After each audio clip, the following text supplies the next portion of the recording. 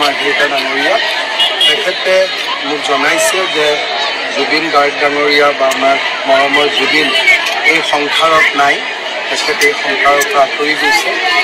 খুব মৰ্মান্তিক ঘটনা, মৰ্মান্তিক দুখদায়ক ঘটনা। আজি আমি বিজেপি দলে আজি গধূলিও আমি নিৰ্বাচনী প্ৰচাৰ নকৰোঁ। মই এতিয়া খালি বোমাত গৈ মানুহখিনিক নমস্কাৰ কৰি মই গুৱাহাটীলৈ তুৰন্ত উভতি যাম। তেখেতৰ সৎকাৰ বা কি ধৰণে আমি তেখেতক আনো গোটেই কথাবিলাক গুৱাহাটীত আমি আলোচনা কৰোঁ। অসমবাসী ৰাইজৰ লগতে মই সমগ্ৰ অসমবাসী ৰাইজৰ হৈ কি ক'ম, দুখৰ ক'বলগীয়া একো শব্দই নাই, শব্দই বিচাৰি পোৱা নাই।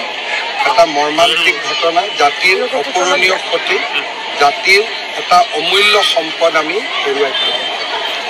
ভাৰতৰ ৰাষ্ট্ৰদূতৰ লগত কথা পাতিছিলোঁ, তেওঁলোকে যোগাযোগ কৰি আছে অপোজপাই বা পষ্টমৰ্টেম লাগিব নেকি। যদি পষ্টমৰ্টেম লাগে তেওঁলোকে আজি কৰিব, তেতিয়া অহাকালি সন্ধিয়ালৈকে আমি জুবিনক ঘূৰাই আনিব পাৰিম, উভতাই আনিব পাৰিম। এতিয়া মই গুৱাহাটীত গৈ 7 বজাত চৰকাৰৰ সকলোকে লৈ মিটিং এখন কৰিম।